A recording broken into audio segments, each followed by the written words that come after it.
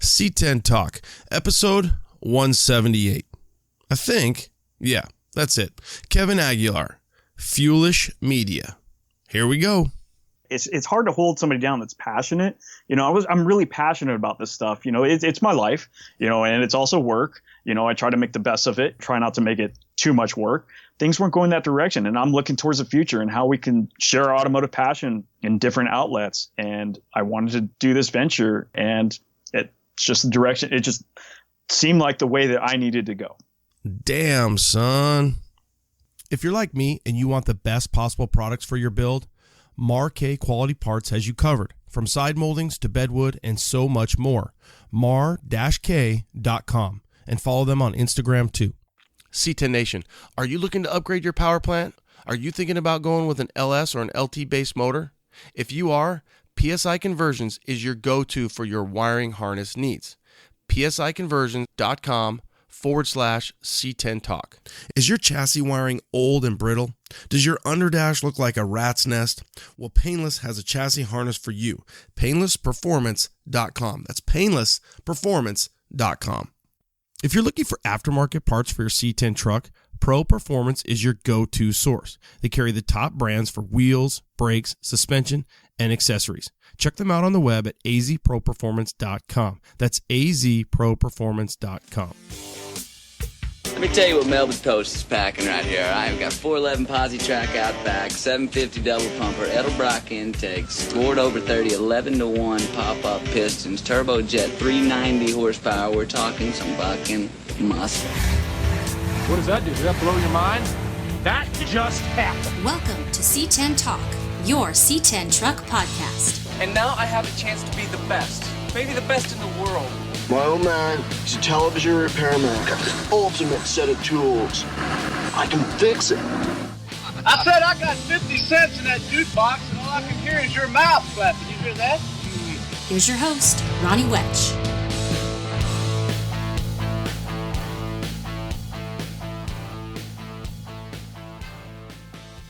What's up? What's up? C10 Talk coming at you. Happy Wednesday now. By the time I get this done, I was hoping for Taco Tuesday. I was hoping for Cinco de Mayo, and I'm slacking. Too many irons in the fire, too many things going on, but I'm rich on content and poor on time right now, which is a good thing. So I got tons of content coming your way. Just be patient with me, and I'll get it out. It's a good thing. The Builder Series are kicking butt. I was out at Travis Delgarian AZ Pro Performance on Friday for OBS, and we kicked that on over to the OBS Talk platform. But I tell you what, that was a fun one. Questions were flying, and we had a good time. I will be out at Arizona High Test this Friday. So Cinco de Mayo, 6, 7, 8. I think it's the 8th. So on May 8th, I think that's it, Friday, I'll be at Arizona High Test, Jason Berlin. And if you're like, who? Well, who is Jason? Jason is a previous employee of Switch Suspension. He is the guy who takes chassis and OMG, or in this case, OMJ. He makes the chassis something spectacular and dressing it up like a tuxedo, prom, wedding. Man, he makes them look good. All the plumbing, all the piping, everything. So we'll be out there. So the shop tour should be fun. That'll be on YouTube and on C10 Talk Instagram. And then it'll stay on YouTube. And then I'll bring the interview to you on Tuesday. So if you don't have a chance to tune in on Friday night, 6 p.m. AZ time, you'll be able to check it out on YouTube whenever. And you'll be able to listen to it on C10 Talk a few days after that. We'll see. We'll see if that one makes it for Tuesday next week or where I end up putting it out. But we've got Kevin Aguilar today. We've got Tricky Air Arnie dropping on OBS, and I've been sitting on that one, just trying to get that one out. So that's Arnie Gonzalez, Tricky Air, and he's got a ton of stuff going with his race pro touring thing in August. Arnie Talk, Tricky Air. That'll be out on the OBS platform hopefully this week. I also have interviewed a guy by the name of George Trosley, And if you're thinking, who in the hell is George Trosley? Well, if you've subscribed to Street Trucks Magazine, if you've ever bought one or looked at one, there's a cool, rad-ass, funny as hell comic in the back. That's George Trosley. He also worked for cartoons, or does, and for 40-some years. Well, I think cartoons went out in like the early 90s, but 73 to 90s, he worked as an artist for cartoons. But where you're going to notice him from is Street Trucks Magazine, the cartoon at the back, George Trosley. He's 73 years old. He is energetic. He is an automotive enthusiast, a fan, and ton of fun. So that will be coming out as well soon. Builder Series, thank you guys for tuning in. If you've got questions for Jason, get them ready. Instagram, YouTube will be shaking and baking, ready to go. So what else we got? YouTube, my son and I put out a video, really kind of the first of, I hope, many, with his 1966 GMC. That truck is a fourth generation truck, handed down from great grandpa to grandpa. Mom and uncle learned how to drive on this truck, and grandpa gave it to my son. So he's got an LS for it. We've got some whole new suspension chassis, CPP stuff going on, big brakes, X10 spindles. We've got some fuel tank to put in, interior to put in. We've got a lot to do. So he's pretty fired up about it, and I don't blame him, but we got to get it done. Check out the video, YouTube, under the C10 Talk format. If you are just recently new to C10 Talk and you're like, who's this guy always yapping? Why does he like C10 trucks so much? Well, every now and then somebody will reach out to me and say, hey, Ronnie, hey, Ron, you want to be on a podcast? And we'll interview. Yep. So F100 Nation, which is Solomon and Devin, they reached out to me, and we did a little pod. So if you want to hear that, check that one out. That's over on the F100 Nation. I won't tell that you listen to the F100 Nation podcast. I don't blame you. Yeah. But they did interview me, and it was fun. It was a lot of fun. So, they're trying to kind of get things revived over there, I guess. And Solomon's kind of helping Devin out, and they gave me a call, and boom. Let's go back to my room. So what else do we got here? Gear. We've got c10nation.com. If you need anything from shirts to hats to keychains. I don't have underwear yet, but yeah, we're not getting underwear. Shirts, hats, stickers, keychains, you name it, we got it. I mean, we got a lot of stuff. Some really cool stickers. c10nation.com. Check it out. New builder's guide, C10 builder's guide came in the mail, so you guys should be seeing it soon on newsstands. If you don't already subscribe, I highly recommend that you do subscribe, and I'll tell you what, you'll hear a little bit about that in this interview with Kevin, because he was the former editor-in-chief of Street Trucks, and now he's running his own media company called Fuelish Media.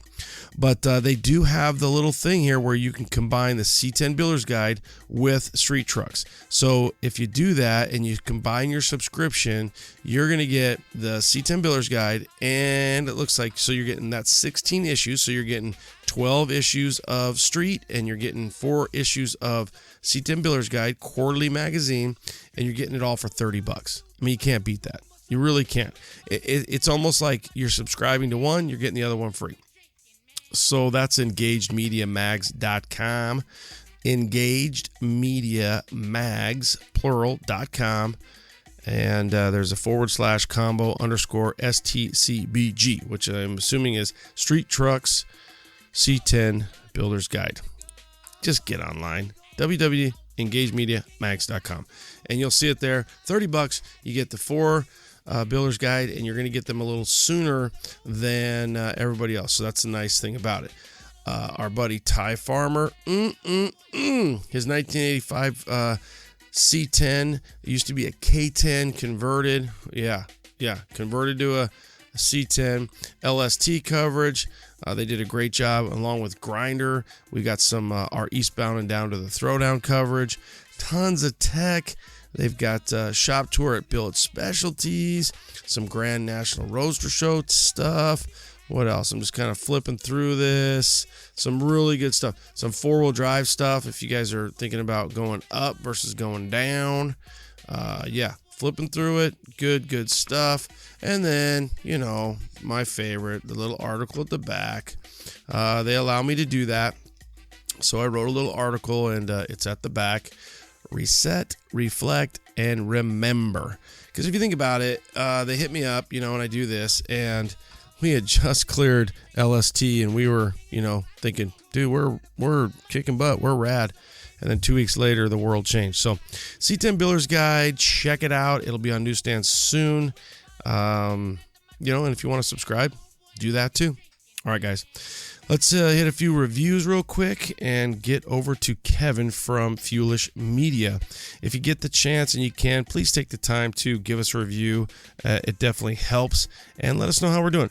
If you listen to Pod on your phone, believe it or not, you can just click it, especially from iTunes. Click C10 Talk, and then scroll to the bottom, and they'll allow you to leave a review right there. So it used to be kind of a pain in the ass. It's not as much so more, especially if you have an iPhone. So if you've got C10 Talk, you got me dialed up, bam, you hit C10 Talk, you scroll to the bottom, and it'll allow you to leave a review. Please, leave us a good review. I mean, I like good reviews, but be honest. I don't care. I mean, I'd rather you be honest. And then, leave a little text, leave a little message. Let us know what you're doing, what you're thinking, and we'll read it off on the air. Here's a couple right now. This is a good source for info on building a truck, 5 stars, by GTA3.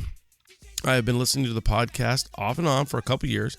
I finally got the bug and bought me a 76 C10 to start building. I have been driving it as a daily to keep miles off the Duramax and love it. Take me back to the K5 I had in high school. Dude, you're singing our song, brother. GTA 3, boom, boom, boom. Thanks for the 5-star review. 5-star, perfect. Thank you. Listen to C10 Talk on my way to and from work, 5 stars by 75 Square Body. One of my favorite automotive podcasts, great guests and great stories. Really motivates me to keep working on my projects. Keep it going, Mr. Wetch. Thanks. Thank you, 75 Square Body. Thanks for the 5-star review. 5-star, perfect. Thank you. C10 Community, 5 stars by Magnum2822. That's a pretty rad name, dude. Best automotive podcast, loads of helpful and insightful information from Ronnie and his guests. Ronnie brings the C10 community together with his experiences in and out of the shop. Listening to the podcast in my big rig at work, cruising around NorCal, makes the time go a lot faster. I was lucky enough to meet Ronnie at this year's C10 Intervention, and he was as cool in person as he is on the podcast. The girl is crafty like ice is cold. Thank you, Magnum2822 from the NorCal area. I will appreciate it. Be safe driving that big rig around. 5 stars. Awesome. 5-star, perfect. Thank you. Thanks, you guys. Please take the time to share the pod, love the pod, rate the pod. Tell your mama, your sister, your brother, your cousin. I don't care. I really don't. Just tell them.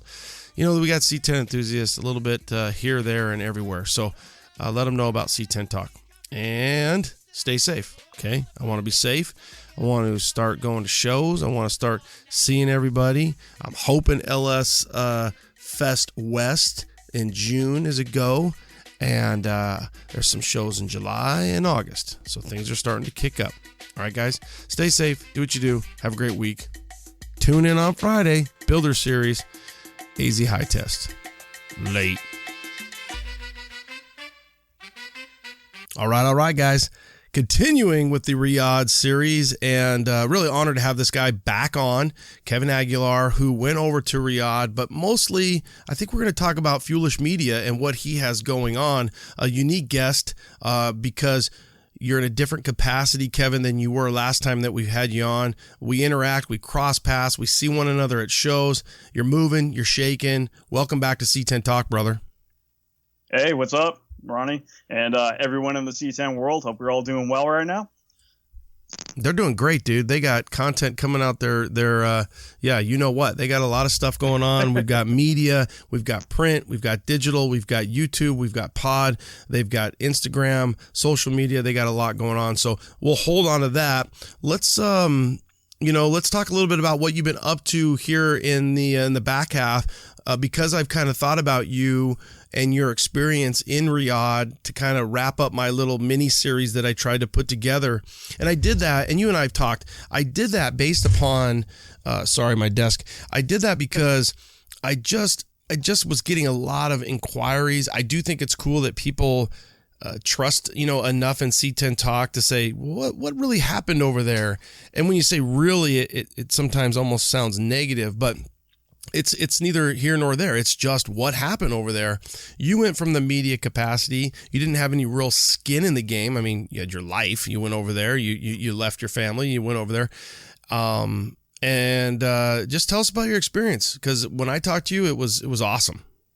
Yeah, well, I do have a little bit better, different experience. I wouldn't say better, different experience than other people, because most people that you probably talked to had a vehicle going over there, a little bit more invested. I might have done the same thing if I had, a vehicle, and the temptation was there with all the offerings that they had. But yeah, even that, just when I initially got the invite for it, it was a little questionable. It was just like, whoa, hey, is some Saudi prince going to give me money in my bank account? How's it going to go? And then I read further, into the email, and it was like, well, so-and-so's going. When you hear big names like Kindig and Richard Rawlings from Gas Monkey, when you see these names attached to it, then it's like, okay, well, everything must be legit, because they must have, made sure everything was good to go. They've got security in place. They got everything, because when you heard before, you hear the Middle East, it's just kind of like, we have this picture of, there's a lot of bad people there, and it's not really like that. Yeah, there are some bad people, but there's bad people everywhere. So yeah, that's in the back of my head, but then I looked at the deal, and it was like, just, hey, it was a press trip out there, flight, everything was covered. So it was like, hey, why not? Let's go see what it's about. I'm not really going to turn it down. I'm an adventurer myself. I love to travel. I love to go and see things. So, hey, let's do it. And if I could do it, during the time that I'm working and get some work out of it, and make some content, let's do it. So it's probably hard to go back, and you have done a really good job of just kind of explaining it, but maybe in one or two thoughts about that, like a week to 2 weeks before you left, what were you feeling? What were you thinking, from the perspective of exactly what you said? I'm going to the Middle East right now. Well, it was really hard to get fully invested into it, because I got my flight probably 5 days before they told me we were going to leave. Up at SEMA, I was talking to the PR company. It was like, hey, what's going on with this? Like, I didn't want to announce too much, like, on my social pages or anything that I was going, because I didn't want to be that invested in it, because it was like, well, what if it doesn't happen? Which it ended up, it did happen. I did get to go.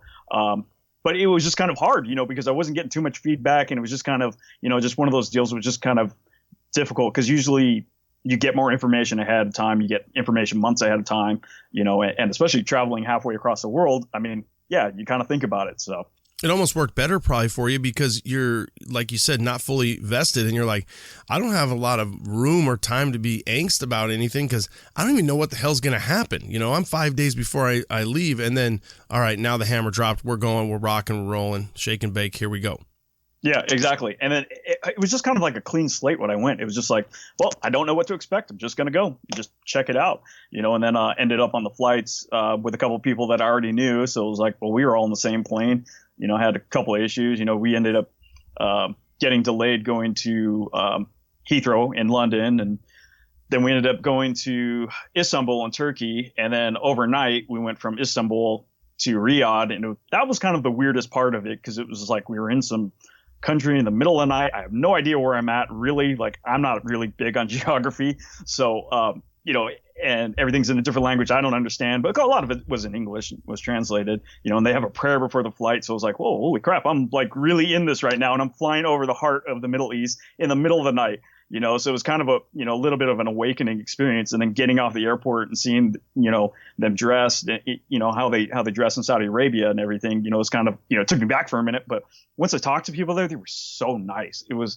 amazing. Like, nothing what I expected, at all, what we perceive in media, mainstream media. So it was quite refreshing, and really quite an experience when I got there. It was like, holy crap, I'm actually here. Never in my life did I think that my career would get me to the other side of the world for something automotive related. That's pretty damn cool. Totally. And I think that automotive or not, but I love your perspective. It's like, sometimes when you don't expect anything and you just, all right, almost like hitchhiking. I might not be the best example, but you're like in your life, or at least in my life, it's like sometimes when I just kind of luck upon something, it's like I look back, I'm like, that was so much fun because I didn't expect it to be anything. And that's the fun thing about life, is the journey and what happens from it.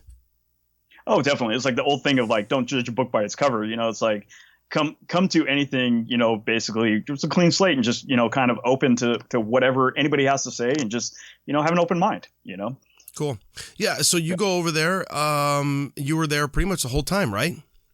I think it was like 7 days. I think it was there, or maybe it was like 8 days or something. And I was there for, was it 4 or 5 days? I can't even remember now.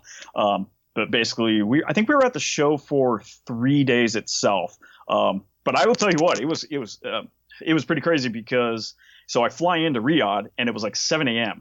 and I'd been flying for like about 24 hours. I left in the afternoon out of LAX and then got there, and, a full day has been gone, and I didn't sleep because, digital content, I'm doing stuff, we had business class. So I was like all set up with my computer. So I was just, hey, I'm hammered down. Let's get some work knocked out, during this period of time. Yeah, I could have slept, but who cares? It's plenty of work to do. So I get there bright early in the morning, and we're ready to go. I meet up with the PR company, the other media that's there, and it's about like a dozen of us total. And we go to a Cars and Coffee immediately. And it's like, I haven't slept, but I'm ready to go. Let's do this. It's like, let's see the world, so no sleep. And then we had about an hour between that and going to the show. And they're like, well, you can go to the hotel and go rest up. And it's like, why, for an hour? Let's just go. So, that was part of the experience too, was that, we were with a PR company. So it was a press trip. So we kind of had, they were holding our hands a little bit, which I kind of get, where we are on the other side of the world. They want to make sure we're safe. We get to get everywhere good and safe, and, the whole time. But at the same time, it was kind of like, kind of being held down a little bit. It was like, well, let me go, explore a little bit, which we ended up doing the last day. It was like, hey, I'll meet you in so-and-so or at this place this time, but I got to go around and roam around and get my content, get my coverage. So I was fortunate enough to get that in. So. Were you working the capacity for Fuelish, or were you working for Fuelish and subcontracted out for other print? What was your capacity? Anything I can get, at this point, because I'm freelance, I can contract anywhere. But at the time, what I was doing was drivingline.com, which is basically funded by Nitto. I'm actually doing a lot of work for them right now. But yeah, they gave me the go ahead there. I actually just went for Fuelish, and that was, what I was on the hook for. But hey, I was like, I can give content to somebody else, while I'm out there too. So have you heard if they're going to do it again, or, anything updated for 2020, 2021? I haven't really even been in touch with it. I listened to your podcast about it ahead of time where they said they were in contract for 5 years. So I guess, but who knows with the situation right now, which is probably going to last until then. We're going to have the situation for a while. So who knows? Yeah. Would you go back? Oh, definitely. Given, hey, everything was provided, I probably couldn't afford to go there. I heard the flights were like $9,000 or something like that. Holy shit. Yeah. Well, media had business class, so we were taken care of a little bit more because they wanted us to have the greatest experience and just, have positive feedback for everybody. But besides that, like, even if I was in coach, the experience of going there was just phenomenal. Just absolutely being able to go there just took me away. So, but yeah, I would go back. If the deal was on again, I would go back. Cool. Yeah. And then another thing I remember you kind of saying is just the show itself. Like it obviously a lot of the guys that I've talked to and or even interviewed here, they had, a truck, a vehicle there. They wanted to market and or sell that. But companies that went over there, media that went over there, the response has been that, it was a lot less of an auction than they thought, but the show was spectacular. And the people in country, just the hospitality was amazing. Yeah. And I think pretty much everything there was for sale. So yeah, wasn't like a huge auction, but if somebody wanted to buy something, they could purchase it there, but as far as, the stories I did, I really called it like the greatest show on earth. I believe was the title, or so I had like 10 reasons why it was the greatest car show or something like that. And it really felt that way because you had so many aspects, and not just trucks. I mean, I'm into trucks, but I'm also into like a lot of different things automotive wise. Hoonigan was there. They had their little burn yard or whatever. They were doing F1 cars were there. Hot Wheels had that, world record loop. There was a show called Police Academy that was a bunch of stunt drivers drifting and getting cars on two wheels. It was amazing. And then Monster Jam was there, drifting, like everything you could imagine in a car event was there. All the high end stuff was there. I saw in the VIP section there was a row of 16 Bugattis. Like, when do you really ever see that? You never. And all the exotics I got to see. F1 history, Art and Senna's F1 car just sitting in front of me. Like, I was able to walk right up to it, and this thing is just worth millions of dollars. So the effort that was put into it, amazing. So I mean, anybody that was a spectator from that front, absolutely amazing show to go to. It almost sounds like you were probably finding yourself more as a spectator than media, because there were so many things going on, and it was stimulating. Yeah, it was. But one of the hardest things, because I was there and trying to, capture everything that was going on, was the scheduling.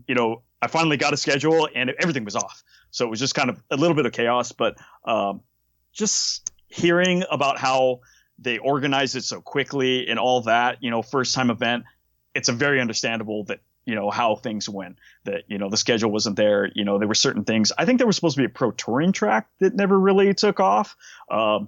Just other things that really didn't happen because of the timeline. And they had a big storm that came in 2 days before I was there. I guess they normally don't get that much rain, and it flooded out a bunch of stuff and just made for delays. So very understandable. How was the people watching? If I go to a big show, even SEMA, one of the things I kind of like to do is just people watch. How was that, being in a foreign country and trying to take all that in and absorb so much in, that as a foreigner?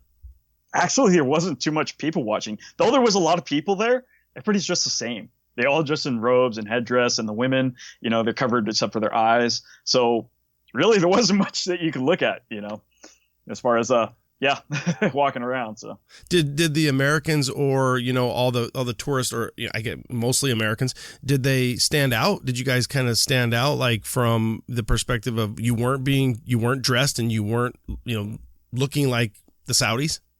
Yeah, we did definitely stand out. I mean, I abided by, some of their guidelines that they had. They told us like, hey, cover up your tattoos, and which I kind of found out that like people did have exposed tattoos and stuff like that, but it's against their culture and stuff. But I was going to say I respected them and everything, abided by all the guidelines they had. But I think one of the, take back moments was like where the Cars and Coffee was, there was a mall there. And there was a girl that was with us, and she was blonde, and she had short sleeves. I think maybe she had long sleeves. But anyways, I mean, she didn't have a headdress on or anything like that. But we were going through the mall, and it's nothing but women covered up, and they're just kind of like looking at us like, who the hell are these people, But nobody disturbed us or anything or did anything. We were welcomed, but that was an experience of just like, oh yeah, this is where we're at. I'm wondering if it was Christy Lee, but Christy was over there, and I know she at times was showing some pictures, and she was wearing more than she wears when I see her here in the States. But yeah, that would definitely be something where you get an American blonde not wearing a headdress, and probably guys are like, damn son, what's going on? Yeah, there was a couple moments when we went on some of the tours, and some of the women that were with us, and the guys are like, the locals were like, hey, can we take a picture, and take a selfie? And I don't think they noticed it, but after they're checking their phone and like, oh wow, look at that blonde chick. Yeah, just don't tell your wife, you're going to be in big trouble. So that's why it's probably that way. So overall, it sounds like you had a phenomenal experience, and you're glad you went, and again, you'd do it again. Oh yeah, it was an experience of a lifetime. So definitely feel sorry for the people that got too scared and didn't go, because you guys really missed out, and who knows if it's going to happen again. Yeah, they're under contract to do it again, but who knows? Anything could happen. That window of opportunity may be only one time. So I don't think it'll be the same. If let's say that they did, whether even before COVID, I just don't feel like the expectation that people will take the risk to take their vehicles over there. That's my gut just from talking to people and interviewing people. So that first one, was definitely had a lot of vehicles. I mean, one of the things that was kind of the rumor around these parts, especially for the guys that stayed back, was let's see what happens in number one. And there was guys that were based upon anticipation. I know for a fact, like 3 guys were ready to build builds just to get ready for 2020 and the foreseeable future if the market did what they were hoping it would do in 2019 over there. Yeah, I totally. I think some stuff got lost in translation and just basically, they boosted it up to be like, hey, it's a great time to opportunity to sell your vehicles and stuff like that. And really, it didn't turn out that way. There was just a bunch of things that got in the way of that. But at the same time, if they were to ship vehicles out, yeah, some vehicles got damaged and stuff like that. Is it worth it? Whatever, things are insured. So we'll have to wait for the feedback and see if those guys, able to fix their stuff, if everything was good. I think the most questionable thing, was just for those owners to have to like sign over their title, to go to some show they never, knew about. It never happened before, all the way across the world, but everything seems to be legit on that front. Damage is another thing, but, at least on that front, everything was legit. So one thing that I don't know that I've done the best job of kind of including when we talk about that type of stuff is that there's a high percentage of these people who their vehicles were damaged here in the States and or stateside shipping and who didn't secure the vehicle, and there's a risk you could take by shipping any vehicle. And we've had different guys on the pod that have had fires and lost their vehicles. And you think about you're sending it to another country overseas. It's got the more time you have in container, the more time you have out of your hands, the higher percentage is going to continue to increment up. And the Ring brothers of all people, I mean, they probably took the biggest hit and it's the most publicized with the damage that they received. But you take that chance, whether or not it's stateside or in a foreign country, just to give them a little bit of an out or an asterisk on that, because I just want to make sure, we mention that it's not always like, oh, the Saudis, didn't ship it right and the Saudis damaged the vehicle. I don't know that everybody knows from a camera perspective where exactly all different damages happened. Yeah, exactly. And come to think of it, was it like 400 vehicles that went to the other side of the country and made it there? Okay, yeah, the Ring brothers vehicle got completely destroyed. You have to figure in that there's going to be some sort of loss. You're not going to be able to stop that, for the travel, that these vehicles, undertook.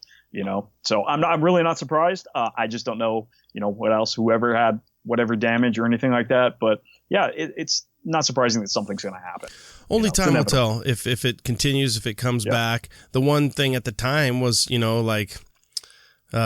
America, like I'm happy to be home. I'm happy to be on my soil. I'm taking my shit to Barrett Jackson. I'm taking it to Meekum. I'm taking it to Russo. I'm not going to screw around with it.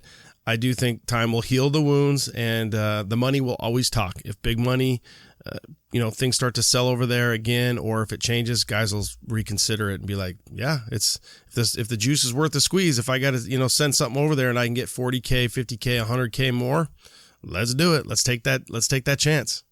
I thought it was amazing at his experience. Let's say if I did have a vehicle that went, I mean, I got paid to take it over there. I got a free trip out of it. Vehicle got there, all expenses paid. I mean, and everything's insured, unless the insurance doesn't, cover it well. Like what else is there to complain about? Everything was taken care of. The only thing would be, and you're 95% at least, but from kind of what I've been talking to is then it took so long. So, and people will know this now. And if they didn't consider it, that's on them. But let's say, for example, November doesn't come back. You miss your spring or your early year auctions like Barrett, the stuff that goes on early, but they'll hit it in the next one. Yeah, for sure. I mean, and we've seen these rides. I mean, they've been out there for a while and hit up Barrett anyways after they've been in the show circuit for a while. So missing out 1 year isn't going to make that much of a difference, unless some guy's depending on it, to float the money to his next build, Which most guys do. And unless, what are the odds? Like a pandemic happens or something? I mean, totally knock it. Well, let me take that back. Yeah, I think we're in the middle of a pandemic. But hey, guys, I have Andrew from Painless on. Andrew, our guys are thinking about rewiring their truck. Why should they choose Painless Performance? Well, Ronnie, we've been doing it 30 years now. We're American made, American proud. We have unmatched tech support. You'll get one of our guys right here in Fort Worth, Texas, if you have a call. And, our installation manual is full color and covers everything you need to know. You guys offer a ton of different varieties. Break that down a little bit for us.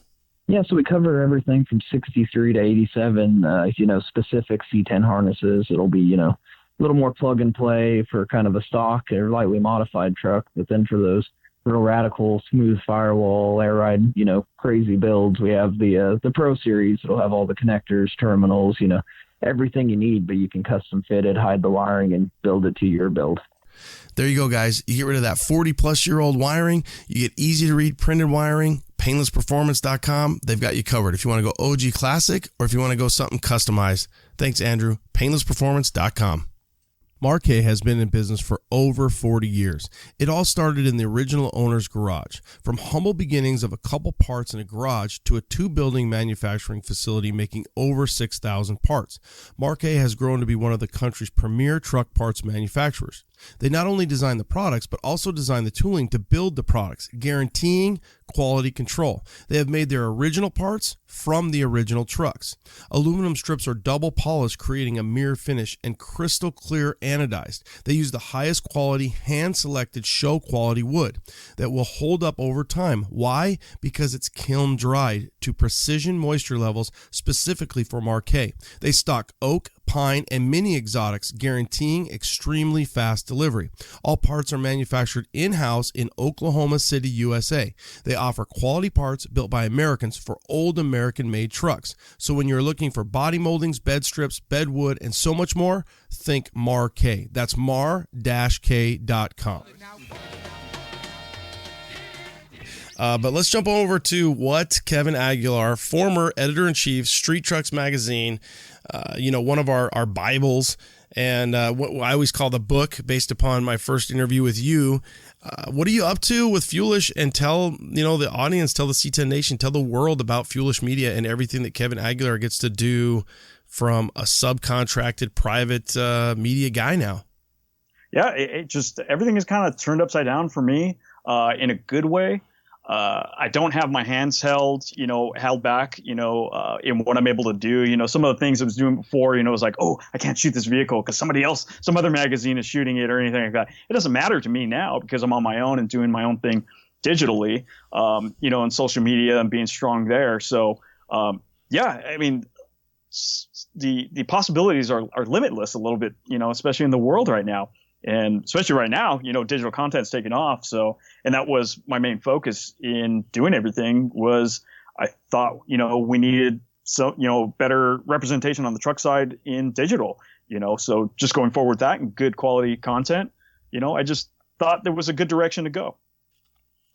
I think it's working out great for you. I think the one thing that I remember back, and for my audience, I'm going to take a shot in the dark and say you were like number 42.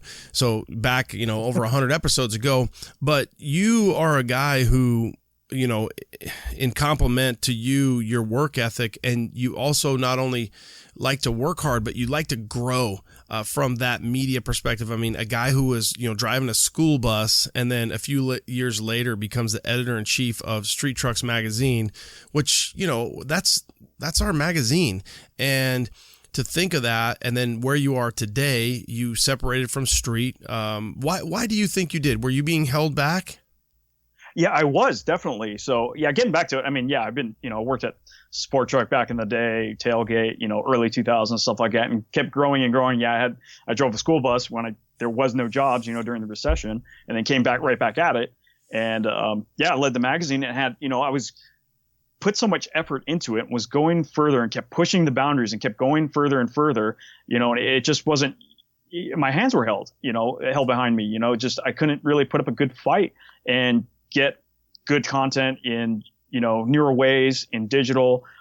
Basically the company wasn't supporting me there in my efforts. It was like, hey, go put out this magazine, go put out another builder's guide. It's like, well, hey, am I going to get a raise for this? No.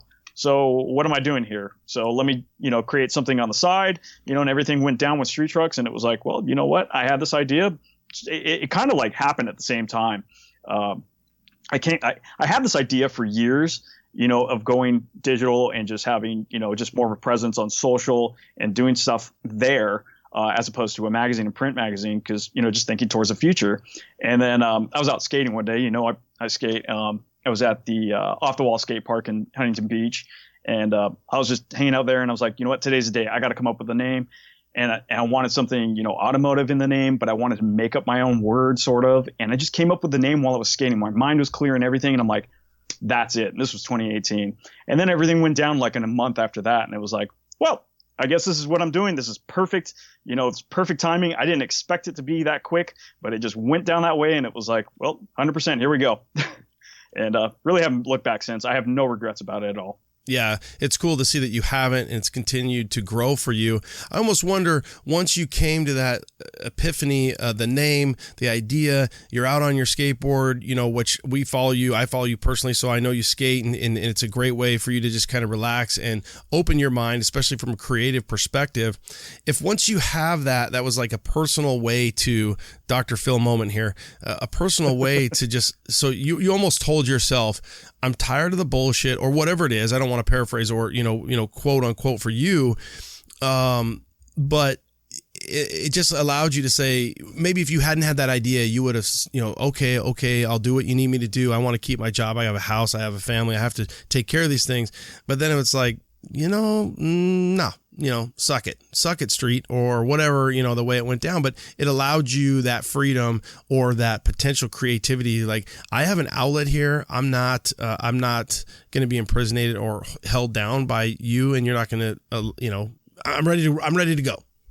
Yeah, and that's exactly it. It's hard to hold somebody down that's passionate.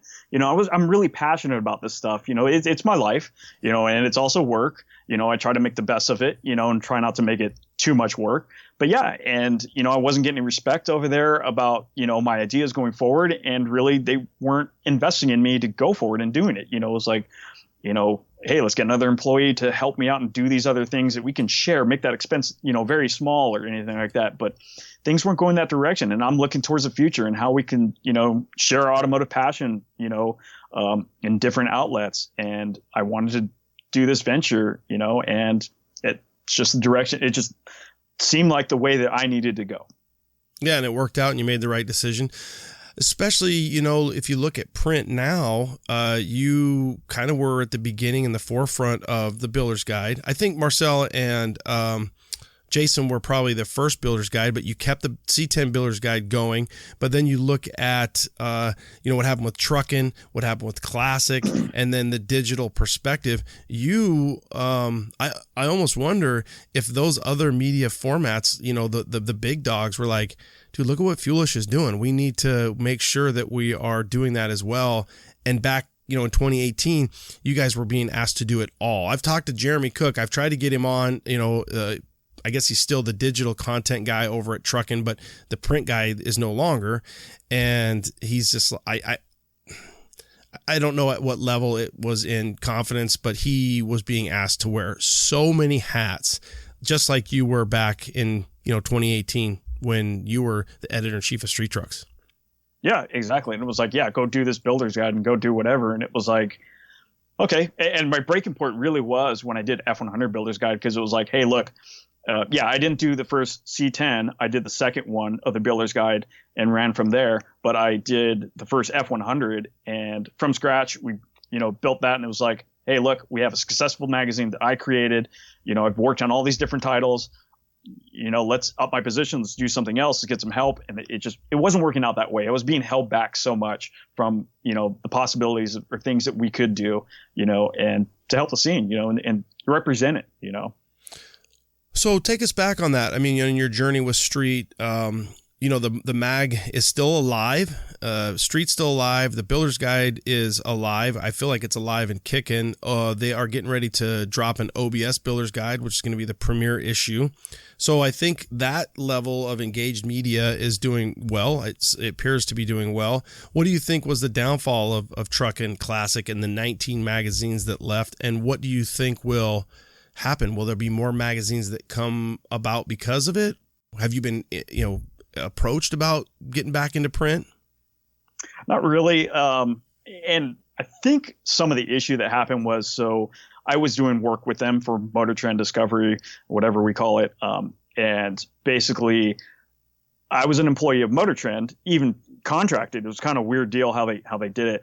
But 10 was still the company that was printing the magazines. They were leasing the content or something, buying the content off of Motor Trend. So I think something happened there, maybe where they upped their rates, and Discovery is not really interested in magazines, which I thought was kind of dumb because you could self-promote, you could promote your shows and all of that stuff and make everything go around. But I think something happened numbers wise in that it just went down and everything. I just logistically wise also, what guys were getting paid, what content was getting paid, because I was getting good pay for contract work there too. But I just think they were falling behind the times of everything, and it was just kind of like, they talked about it for a while, and they've been really strong on digital with their websites. Not to say that the websites are the greatest, but they had a presence out there, and just kind of saw that and was just like, well, why do we really need to print these things anymore? So, but yeah, in the future with print, we'll see how long Street lasts. Hopefully it doesn't, more titles don't go out.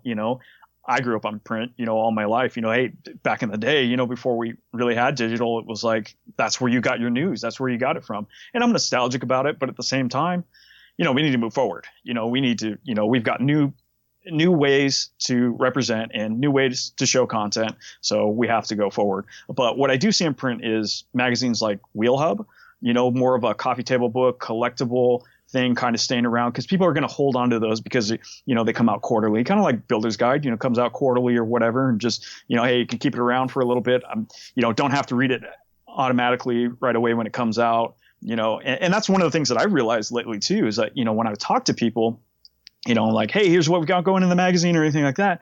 A lot of people will be like, well, I haven't looked at magazines in a while.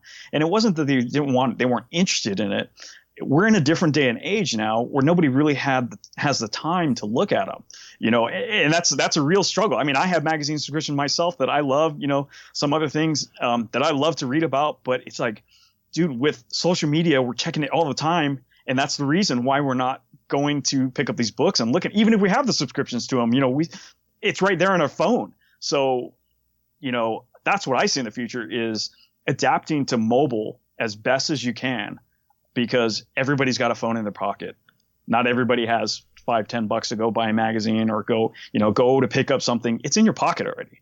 So the more you could adapt to that and make yourself easy for people to find on that medium, the more success you're going to have, if you can figure it out and make it work. I'm just thinking as you say that, and I don't think it's revolutionary to the audience, but the times that I would look at my print, my mag, is when I'm going to the bathroom. It's got to be like the highest percentage. And there's a reason why there's a magazine rack next to the shitter at pretty much, back in the day. Bedtime, I used to just leave my mag on the nightstand, and I just, I would sit up and just read through. I could read a whole mag pretty much, at night I would go through it. And then maybe just sitting down having lunch, something like that. But now when you think about those 3 times, maybe when you're sitting at the tire place, the automotive place, exactly, the shop, the dentist, the doctor, you'll get some good print time there, depending on what they subscribe to. I used to just bring my magazines with me because I knew that I would be sitting there if I was, getting a checkup or whatever, getting my own oil checked. So, but now you have your phone. And you have your phone in all those capacity. I saw a meme and I brought it up. It's so funny where a guy's like running to the bathroom and he's got to he's literally just got diarrhea. He's got a shit. And he's literally like, I gotta go. He's like, oh, I gotta get my phone. So he still has the capacity to go back, get his phone, and then get to the bathroom, because going to the bathroom without your phone is, yeah, I don't know if people still, I know there was a time where people wouldn't do that, their germs or whatnot, but yeah, I'll wash my phone if I have to, or clean it, because there's a lot that I can, a lot of work I can get done. I can get some reading in or whatever. Everything is there, and you just don't see it the same as in print. I love magazines. I still subscribe to magazines. I love them, but am I really taking the time to look at them the way that I used to? Let's be honest, I'm not. Yeah, exactly. Nobody really does have that time, and it's not like, people don't have the money to spend on them or anything like that. But why am I going to buy something that I already looked at it. I could read the story online. I could do all these things, and it sucks to see because, like I said, we're nostalgic about it, and that's how, we got our information, but we got to stop crying about it and move on sometimes, so, and leave it to the titles that are strong and that are still around. There's good titles out there, and just savor them as long as we can. Hopefully the people that put them together, could just make sure to maintain good quality that, people, have longevity in them, so it stays around, but it's still an art, and let's not have it a lost art. Well, I think what you said too is like kind of the coffee table, that's an artwork, that's a piece. Yeah. And that's where the Builder's Guide, to me, those first, I don't know how many, I'm going to say those first 10, that paper, that quality, oh man, I mean, I have them all. I mean, I love the feel. It's worth the money. It's worth the investment when you think about how much we spend and waste money on whatever it is. If I can buy a quarterly book and have that there and it's high quality. So it's no secret, I'm so let down that the Builder's Guide paper quality, I give Chris Hamilton, the editor that creates it now, that took your position, I give him such a hard time, and he's like, dude, it's out of my hands. And I feel bad for him, because even at SEMA, when they have the Engaged booth, I'll give him a hard time, because I'm like, look at this magazine. This is like highest quality. Like the C10 Builder's Guide's got to just kill it for you guys. So the paper quality and going back to that coffee table, I hope, I don't think they're going to go back. Once you go one way, you're not going to go back. And, so. Yeah, it's hard to go back numbers wise and everything. And you're right. Street Trucks, it was actually Street Trucks and their Diesel World title. That was the bread and butter of the company. So it didn't make sense to me. I kept fighting my boss of, trying to get to, bigger packages, like, the magazine they have, Tread, the off-road magazine they have, which had a way better paper quality. The stock was better, the size was better, the package was a lot better, and it was like the same price as Builder's Guide. And it was like, well, what's going on here? And nobody would, give me a second thought about it. It was like, okay, guys. The pictures, the quality looks, so vibrant when you think about that level. And I kind of go back to those old, probably like mid to late 90s Chevy truck magazines, some real like yellowy thin paper where you're almost looking through, where you could see, one page and almost through the other page where the ink will bleed through, where in the high quality stuff, there's a Toyota magazine, I don't know the name of it, but it's very high quality. It has a texture to the paper, and the pictures just explode off the pages. And that's how the Builder's Guide was at first. Obviously there's a ton of content. The C10 movement is just on fire. So they're selling lots of magazines, but I just wish they were high quality, or that higher quality that you guys had at the beginning. Oh, I remember the name. It was called Yoda. That's the magazine. Oh yeah, that's it. Yeah. But anyways, yeah. Damn you, Yoda. I'm jealous of you guys. Well, hey, it is May the 4th, so there you go. Perfect. Yeah, exactly. Yeah, perfect. But yeah, that was one thing we did realize, and I don't know why they went that direction, was, well, of course, a lot of the people that we did our research and all that stuff are all gone from that company. But we figured back in the day, a couple years ago when we started doing the Builder's Guides, was that if you had a better quality product and put some passion into it, put some extra effort into it, and it had better paper, better package, people would pay for that premium because they really wanted it. It was something worth buying. So yeah, to downgrade paper and stuff like that is just a totally bad move, and it's hard to get back and to go backwards, basically. And one thing I've always noticed with my magazine experience was that when you have a title, people they have a perception about that title, and it's hard to go away from that. So like back in the day when I was with Sport Truck, we were trying to do a lot more of the airbag stuff, real low stuff, and the innovative stuff that was going on at the time in the mid 2000s. And when I would approach people, some people, when they had this option, they were like, oh, well, Street Trucks wanted this, or Trucking wants to do this. And Sport Truck's kind of like the old man truck magazine. So like people's perception, it's hard to change it once you have that attached to a brand. So yeah, it would be kind of difficult. Hopefully it would go back, but we'll see how things go. What was your thought when you heard Trucking was going to go digital only, as a guy who's not only in the industry, but such an enthusiast and grew up in print? Hey, I was pretty sad, to be honest.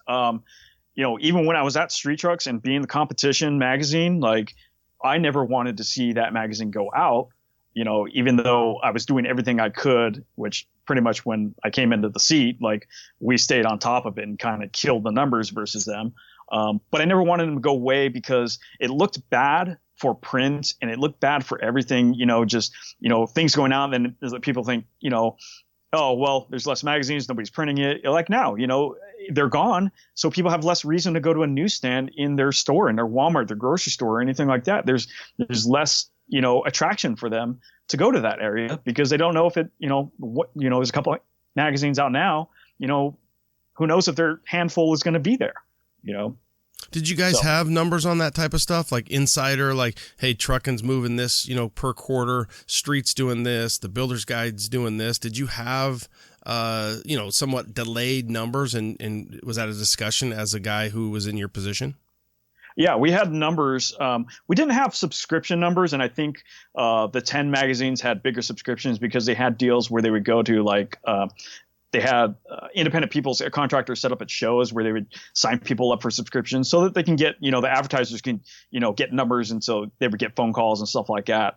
But as far as the newsstand, I remember directly, we had an issue that happened when I first took the seat over there as editor, where the printer, Source, it was Source at the time, not 10. They were also the distributor and they went bankrupt. But they were keeping the magazines as a separate company. So we had magazines distributed through them and that was gone, but that was only I think it was like a third of our distribution. So we already had that covered as far as that. So weird things happened with that. And then editor left over there.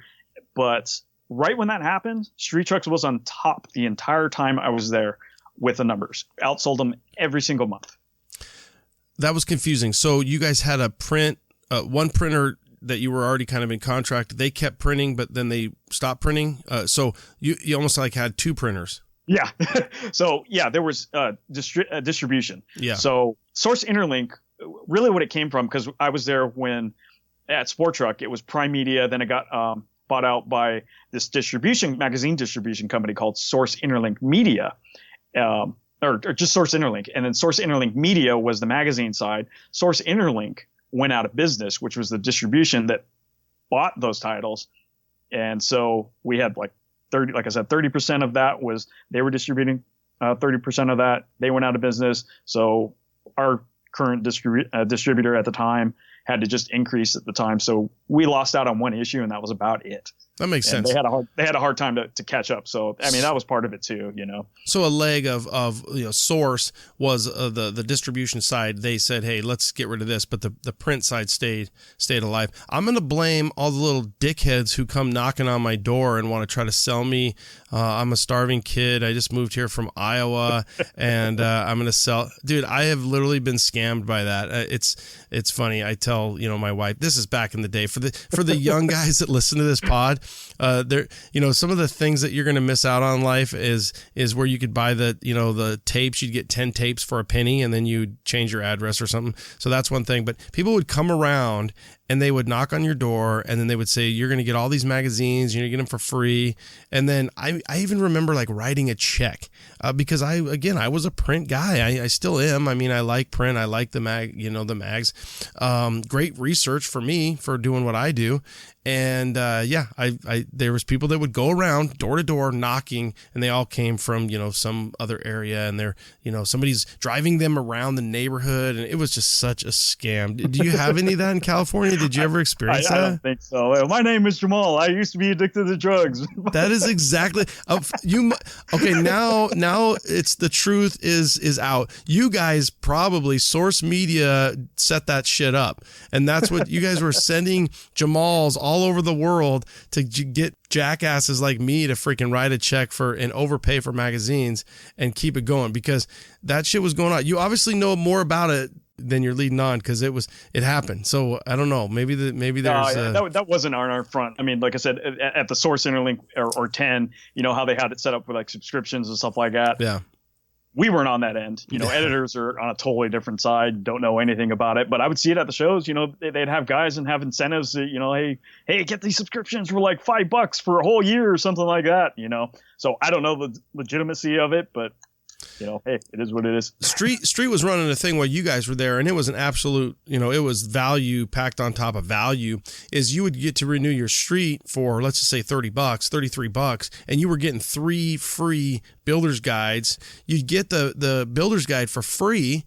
Because the builder's guide was $30, you're gonna, with tax, going to the newsstand, so on and so forth, you're gonna spend $35, if not $40, on 3 of those magazines. Which I'm buying those anyways. So I'm getting Street. So I literally would just renew my subscription to Street, and I'd get my builder's guide. So I was like, this is a no-brainer for me. Yeah, and I don't know the side, the business side of that and what happened with everything. I think that started when we did 3 issues of builder's guide a year. And that happened because he kept pushing me and was like, hey, let's put out another. And I was like, that's it. I can't do anymore. I'm literally at the end. I cannot produce anymore. I'm working on this stuff day and night. Like, I don't have any more time to do it, And no increased pay. And we're going to have you do another one, F100.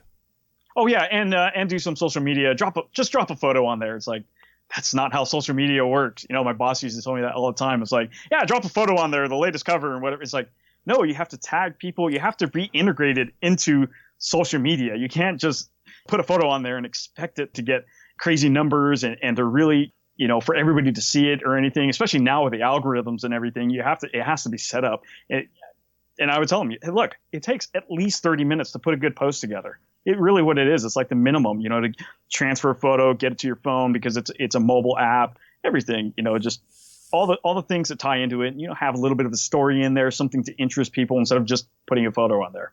You got to capture an audience somehow. I need a hallelujah button right now because I can't stand it, especially if you are a name brand, quality, reputable magazine or entity, and you're not tagging the people that own that truck, or you're not handling that account the way that you need to be. Because we have so many guys who total soapbox, and I'm not going to go down this wormhole, but people just repost pictures after picture. They don't tag anybody. Oh, yeah. They don't do anything. I actually get frustrated with the people that like those accounts because it's just like, you guys, you're not really giving, you're just liking a button, and that's just been taken from somebody else's social. They don't give credit to the guy that took the picture. They don't give credit to the owner, and it is frustrating. But at the end of the day, it's social media, and you got to do the best that you can. I try to tag everybody that's involved, or hey, this is the guy, this is their picture. So to hear you say that, you're exactly right. It's not something where you just slap a freaking poster or a picture up, and yeah, this is it. This is Todd's truck. Good job, Todd. Yeah, exactly. You got to tag these people and get them out there.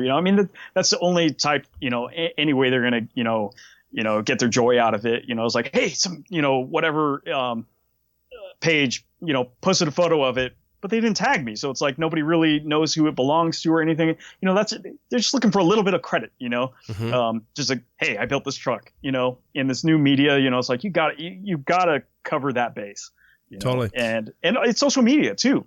It really, the more social you are, the more you work on it, the more you interact with people, the better your page does, and the more traction you get. It's just the way it works. So you have to be integrated into it.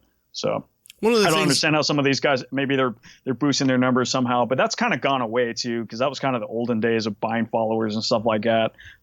I have 100% have not bought any followers or anything. So one of the things you said, I believe at one point, and it could have been you or Chris, I don't think I'm overlapping here, but that C10 probably might even sell better than Street. Do you remember that, or do you know those numbers? Because I would always think Street, being the big daddy of them, would sell so good, but maybe because it's not on the on the newsstand as long. But do you remember any of those numbers?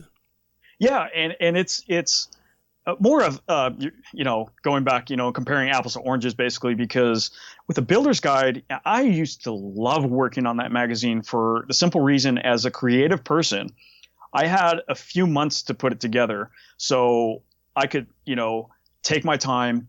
Well, not necessarily take my time, but, I had a longer period of time that I could reach out to people to get vehicles, to put a good magazine together, where Street was a monthly thing. But as far as numbers wise, yeah, it does sell more per issue, but you have to remember that issue is out twice as long versus a monthly magazine. So, you got 2 months by where somebody's passing, at a newsstand for 2 months. So gives it more longevity on that gives it a longer shelf life basically there. So, more people are going to look at it, possibly pick it up versus a monthly. So it's just basic numbers of how it goes down. And I know we talked about numbers in the company internally about like, oh, well, what if Street Trucks was like that? But then it was like advertising would be cut in half if we had it for on newsstands for like 2 months.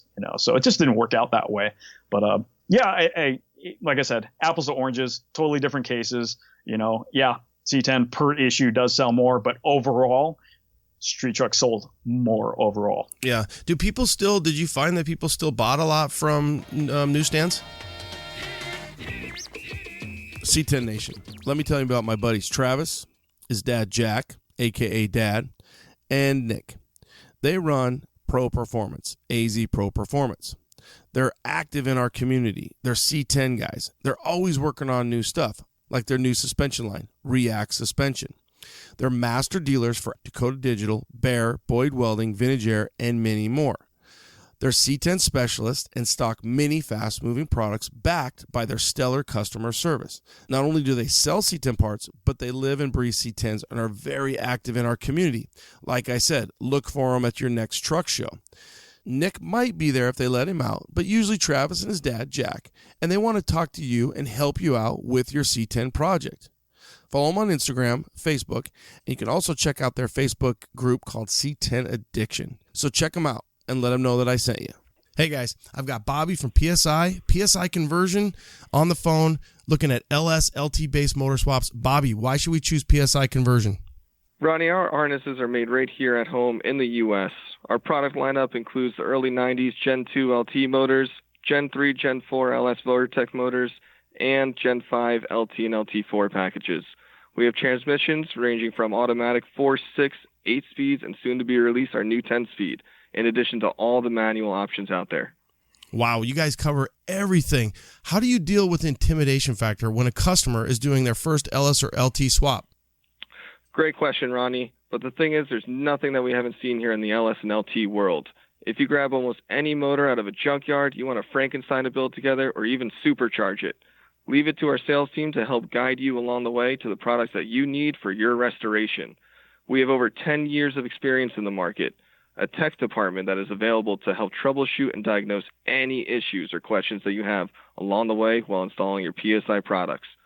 Couple that with a staff that is going to be standing by our products with pride, made right here in the U.S. to a GM quality standard. Our team is happy to get you wired up and fired up. And don't forget, guys, use code C10TALK and you'll save 5% off your order.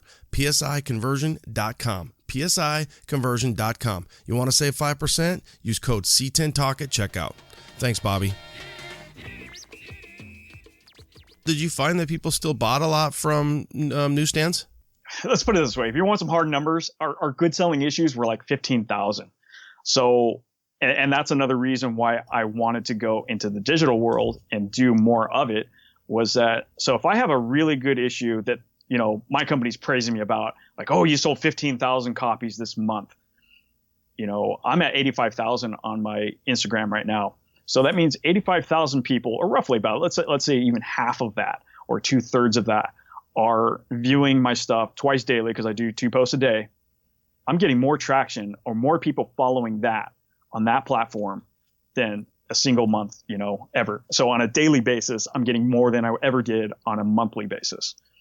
It's cool to hear you say you have a somewhat of an algorithm for your Fuelish Media. For the audience, Fuelish Media, you get online, Instagram, social, it's all there. You kind of set that up. You have 2 posts that you try to get out every day. Yeah, I do so weekends are kind of a grab bag. Usually I do just like 1 a day, because I figure people are busy, they're doing stuff. And what I tend to find out is that, when people are doing things, they're not looking at the phone as much, like holidays, certain holidays, Christmas, things like that. They're spending time. You actually think that they're bored looking at the stuff, but actually the numbers actually go down on those things. So it's kind of weird how digital world works versus print and everything. So, but actually that kind of worked the same as print. Because we have our issues in the end of the year in December, which was actually like the January, February issues of print. And those were kind of the experimental magazines sometimes, or the January was the best ofs, which normally was a bad issue for a lot of magazines, because that's on during Christmas time and people are they're buying gifts and buying things, they're not buying magazines. But that was kind of a weird enigma, because we had, the truck of the year. So it was like that issue actually did well, versus other titles that we had in house that tanked during that month. So kind of weird things, but yeah, they all kind of have their own little quirks and how people pay attention to these things. What happens to, so for like going back to Truckin' and Classic and different print, what happens to some of those pictures? So somebody who is subcontracted for one of those magazines, they've got tons of content that they've been working on. Even you, for example, who, when you were with Street, and now you have that content, is that the magazine's content? Does it go away? Does it just go to digital? Does it can it be resold? Or because there's a lot of content, if you think about it, from the last few magazines shutting down, that's was kind of in that time frame where the bubble where it didn't get printed. Yeah, exactly. And it's kind of a gray area too, and where things happen, because when I started doing stuff for Motor Trend, they've got contracts and say like, oh yeah, this is our content or whatever. But then I asked all the editors and they're like, dude, nobody really cares about this stuff anymore. They knew they were losing the fight, against digital and everything. But yeah, I did have things that kind of went, that were supposed to be printed that didn't. Some things I got paid for that went online, some things that didn't go online and still got paid for. Other things I'm trying to figure out new ways to just get them out there, get them on my site, and just at least something, so these people have their vehicle somewhere, is something to look at, Does it pay the same if a guy is getting in print versus in digital? Oh, for me? Or yeah, let's say like for Grindr or something. I don't know. Like, is it going rate for a subcontracted guy, whether it's you or somebody else? Is it like the same amount if it goes on digital? I would think it would be less. I would think to make print, it is less. Okay, it is definitely less. But then you also have to be smarter about it and be more efficient, and think of where it's going, in the way I shoot and how much time I'm going to spend on it. Now, I'm still going to have great quality, but sometimes I got to be a little more efficient, a little bit quicker. There's less shots that I'm going to take or something like that. Maybe I'm going to take 20 shots instead of, 100 that I'm going to give somebody, but those 20 shots are going to be money. Yeah. So. Have you ever been approached, though, since you left? Did you ever think about doing your own print, maybe a coffee table? Or had you ever been approached about that, kind of bringing your own Fuelish magazine out? I haven't been approached on that. And it's really something I don't want to get into unless I do, which I could do is like, maybe there was a special book I wanted to do, a photo book at the end of once a year or something like that might be a possibility. But as for doing, what I was doing before and doing print every month, it's not going to work for me. What's your future like for Fuelish? What's your plan? Do you have the now, and then do you have things that you can share that you would either anticipate or goals for your digital content? Well, now, yeah, there's a lot of contract work that I'm doing still to pay the bills, but I want to be 100% Fuelish, and in that front, in all aspects, one thing I'm short on is videos, and I'm going to be doing some more of that. Coming up actually recently, or pretty soon, even tomorrow, I'm going to be doing some stuff. I'm going to Premier Street Rod tomorrow to go do some video. So I've researched that and got some great things lined up for it and everything. So hopefully in the future, I just want to cover everything digital and just represent the scene in these new mediums. What's the hardest part about being digital compared to your old job? I would say the speed of everything. People expect things to be out immediately, but that's what's great about it, is that we don't have to wait a year to see photos on a vehicle we just saw at a show. If I shoot something like Pure Metalworks, that Crew Cab 55, I shot that thing at LST and I had it on my site, within a few weeks. So the speed of it, I absolutely enjoy the speed of it, and just these things sometimes have a shelf life. I shot a vehicle, at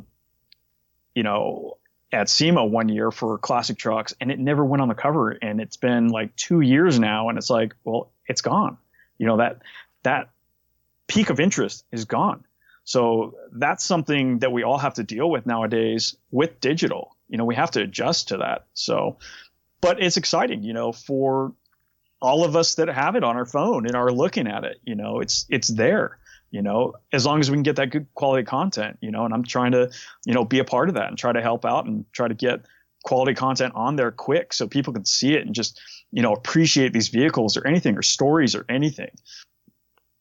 Did you ever have a truck, easy to use a truck that you were holding? It was in the pattern to get printed, cover truck, regardless, or it was going to be, and then I'll use me for example because it's easy. I'm not going to pick on somebody else, but let's say a formatted, social media content provider, and boom, they put it out, and you're like, God damn it, freaking Ronnie posted that, or another account posted it, and you were like, man, I wanted that like kind of all to myself. And thinking back to those, maybe the early days of social when, we think back to like SEMA, Dino, stuff like that, where you're like, I hate this feeling. I hate this feeling of being, even though I have the highest content level, high caliber of pictures and the context and the story that's going to go in the street. But, these three slapdicks over here posted it, and it took the zing, it took the sauce out from me.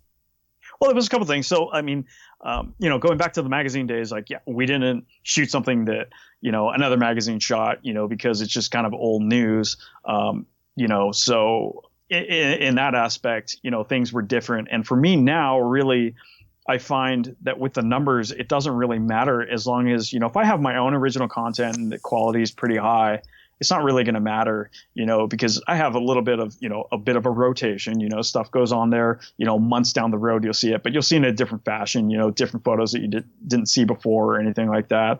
So yeah, it doesn't really not kick me down when I see stuff like that, because in my eyes, Fuelish has its own level of the way it does things, the way it represents things, and people look to that.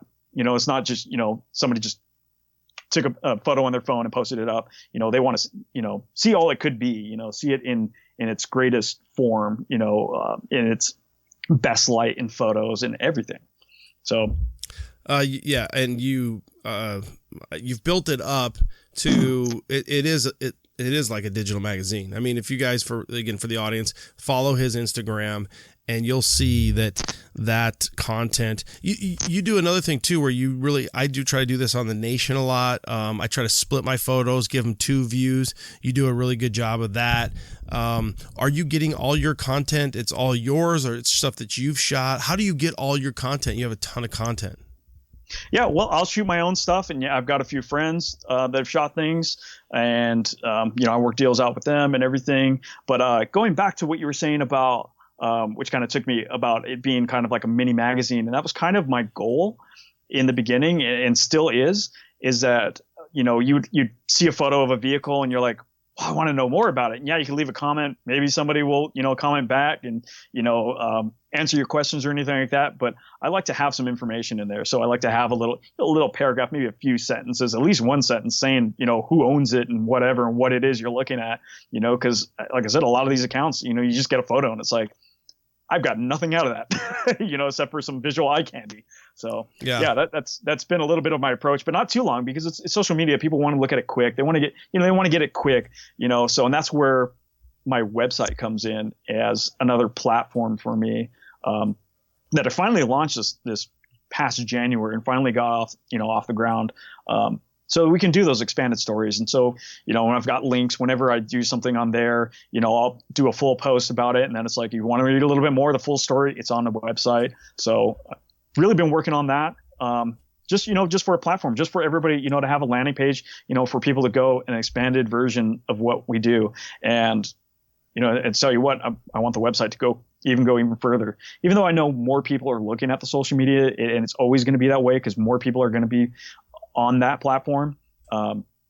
You still got to serve everybody and just have it there, as some sort of backing and just more information. Just go, if you want to go further down the rabbit hole, here you go.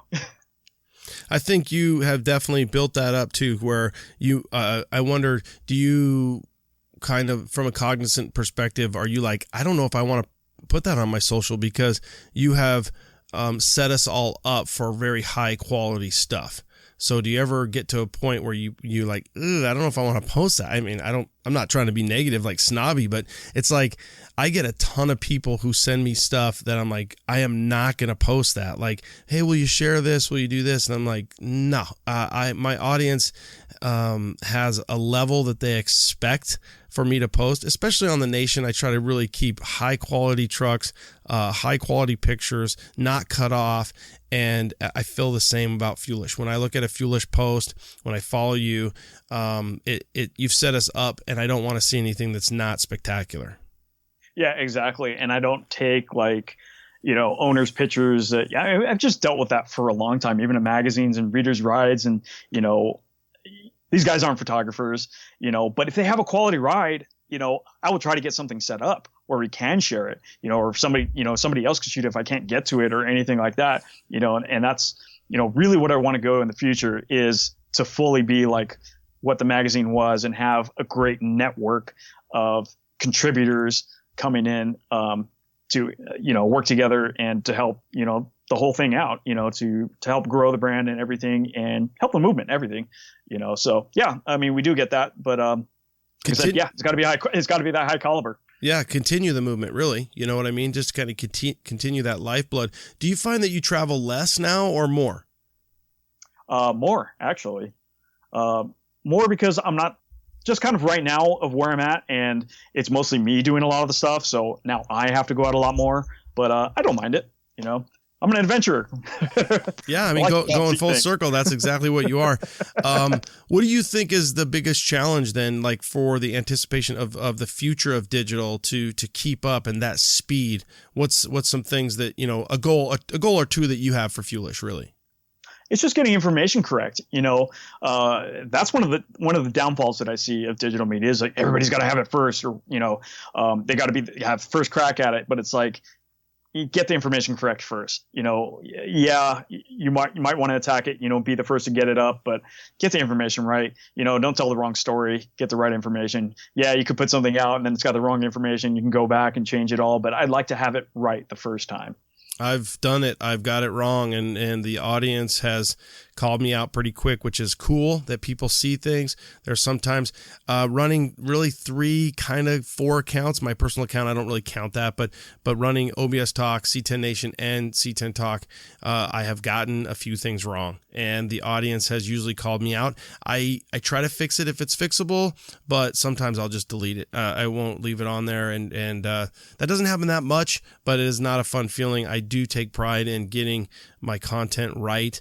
Again, going back to my comment, I can't stand it if people, there's sites, very successful sites that do not give any credit at all. They just have a certain level of hashtags. They cut and paste it. They throw a picture up there and they're in, they're out. So I think for you, that's why I don't have them on this podcast. I do have you on here because, Thank you. Well, because it's a high caliber. It is it's a free digital magazine for them to look at awesome content, and even if it's one little slice of the next step, if they want to find out more, that they can get from your content, a builder, who took the picture, where you got it from. It wasn't something you took off of, the computer or Google search and it says, I don't know anything about this. And that's what it's all about. That's about keeping it going and really kind of adding a level of integrity to social media that is only going to be policed by the community, policed by the followers. And if they hold you and or I to a high standard, then we're gonna keep that level. And I think that's what gets people coming back to our accounts, day in and day out.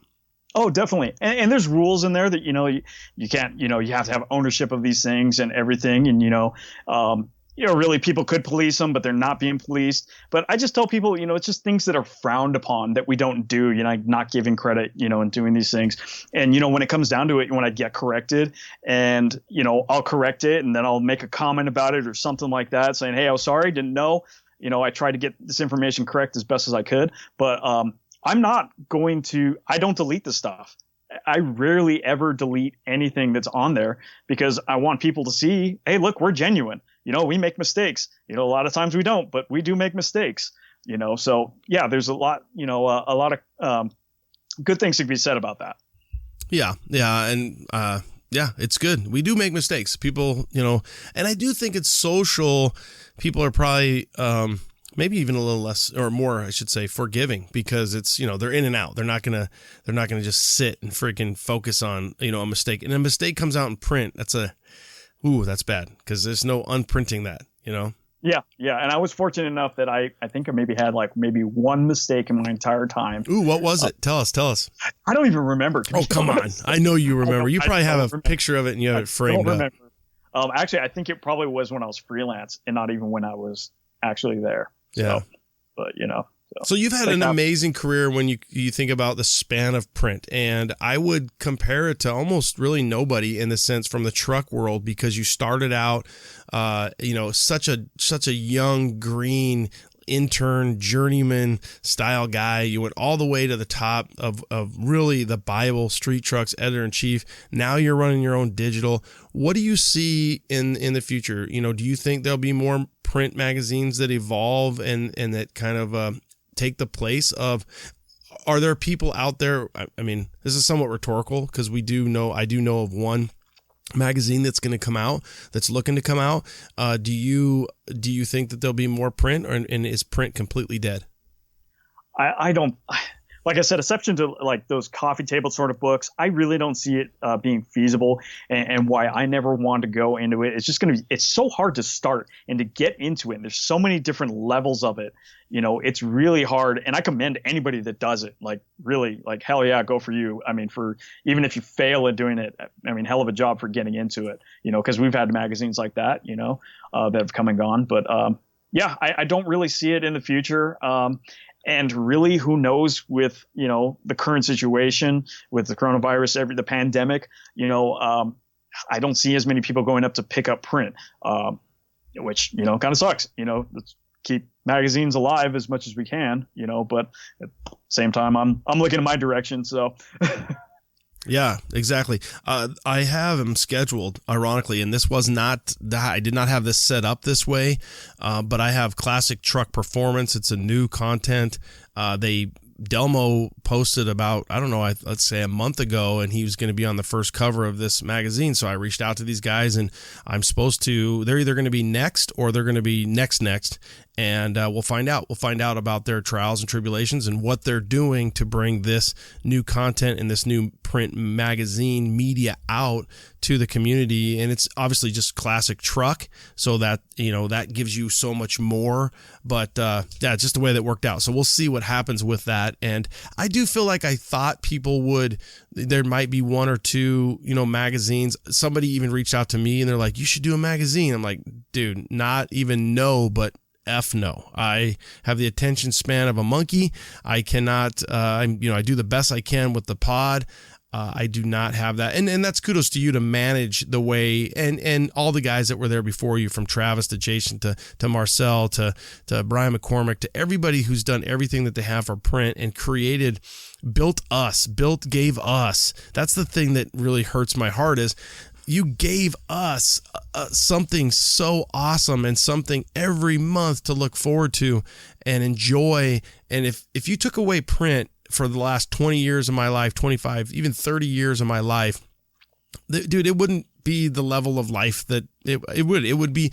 I would say that my quality of life wasn't, the level that I think that it is, just based, 5% better, 5% worse. I don't know, but print was there, and I'm thankful that it was. And you and all the people before you, the guys who are continuing to make it go, it's a ton of work, and it doesn't seem like the money is there to support the level of work, hence you doing what you do now.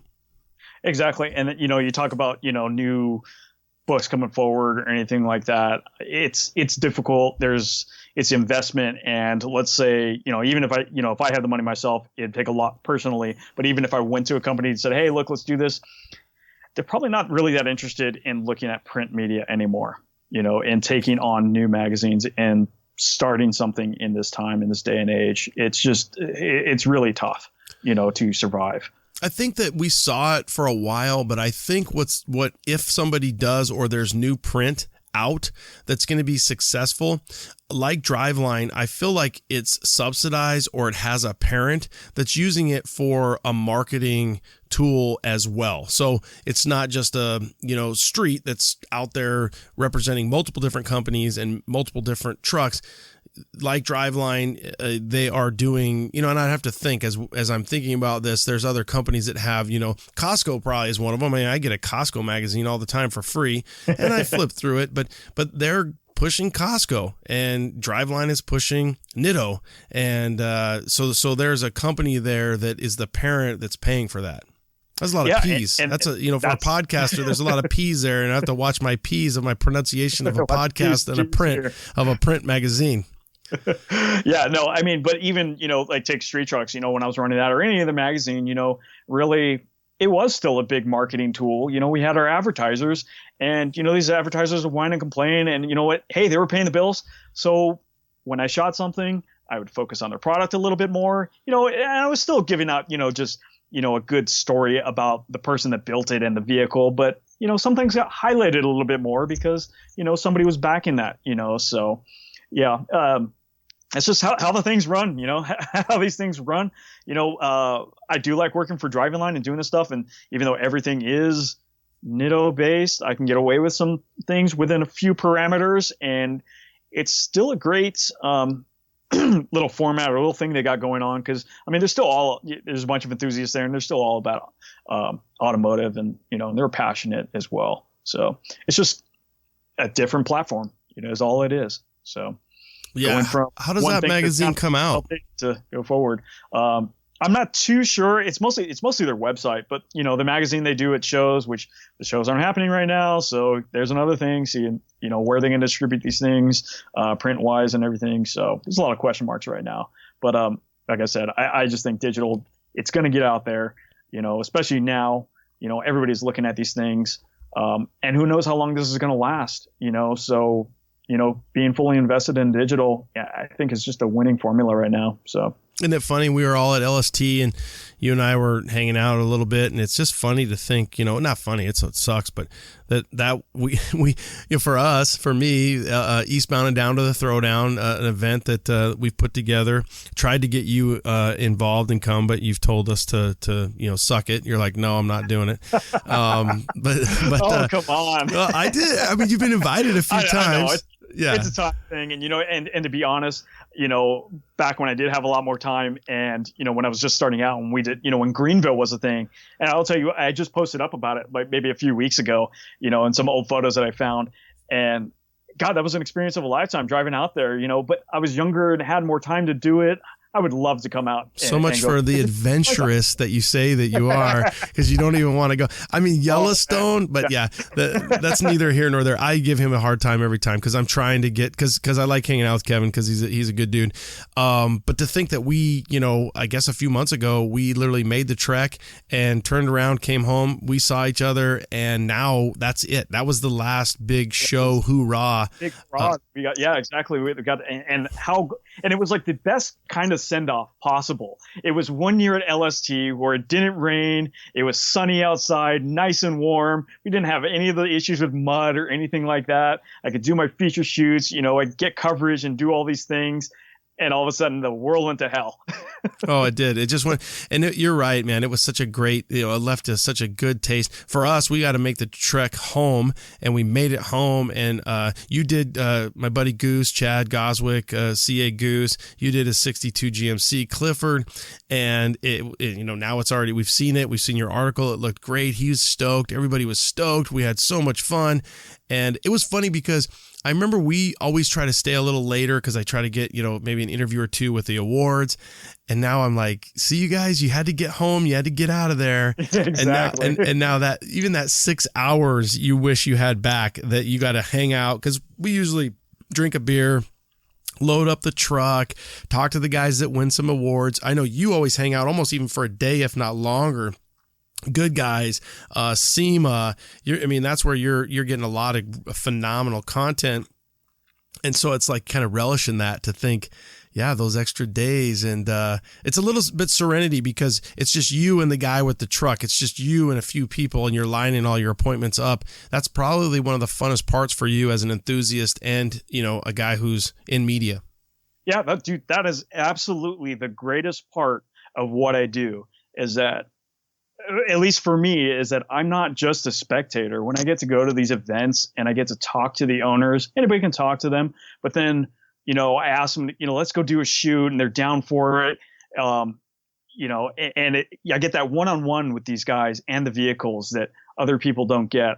And speak of a high note, the last vehicle that I shot at LST was the Pure Metal Works, the 55 Crew Cab, and it was the best send-off. It was the first time he drove it on the highway. I was like, hey, look, let's get some rolling shots. Let's do this. And it was the first time he really even test-driven the truck. He's like, I don't even know how this is going to go. And I got photos of it. The first time it's really on the road that he's driving it. That was all captured in time, and man, it was just the best feeling after I had it all shot, done. I had a great location. I had it in the can. It was like, man, that was an amazing feature I just shot. It's awesome to be me sometimes. Yeah. Mom, I made it. And he's thinking the same thing, right? He's thinking, I made it. You know what I mean? He's like, this thing, I drove it. It worked. Do you have, when you look back over your somewhat, storied career that's, not over by any means, do you have a few trucks that you look back and you're like, I'm honored that I got to, kind of going back to what I said about our quality of life and having print in it and what you've provided for us? Do you have a few trucks that you look back and you're like, I still pinch myself that I'm the guy that got to do that and shoot that and bring that to the world? Yeah, there's lots of stuff. I mean, like the stuff when I shot with Foos, I've done things. One recently that really caught me was a truck that Premier Street Rod had a hand in. It was 57. It's called Cinderella.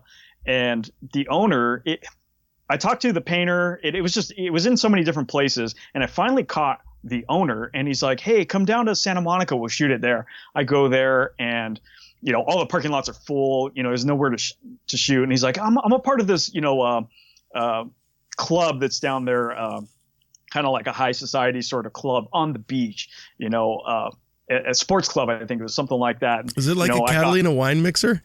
Well, there wasn't a ton of people there, but it was, just a exclusive club that you could be a part of. It was like $100,000 to be in every year, your dues that are, you got to pay on this thing. And so we're having drinks and everything. And it's like, yeah, there's this little like pad there. And I shoot his truck, and it's a 57 Chevy, and we shoot it right on the beach. And for me, growing up in Southern California and just loving, old Chevys, 57 with fenders, car. And I got to shoot a 57 truck on the beach, and the way the photos came out, it's like, yeah, this is SoCal. And I had a moment of like, holy crap, like my life has led up to this one, part of this moment, it's just like, what I've been dreaming about, being around these vehicles, SoCal, the style here, everything. And it just really hit me of like, holy crap, like this is the life I want to have. Yeah. And you've done it, and I made it possible. It's just amazing. They all came together, and it was just like, am I really living this life? Oh my God. And not everybody gets to do that, but it takes a lot of hard work. I'm working all the time, right now, especially with digital, doing a lot of things on a daily basis versus what I was doing before, but it's all worth it, So let me take you out with this. Tell us where to get a hold of you, where they can follow everything, and then I've got one here for you, just a kind of something I just popped into my head here. So where can they follow you? What's your website? Go through all that.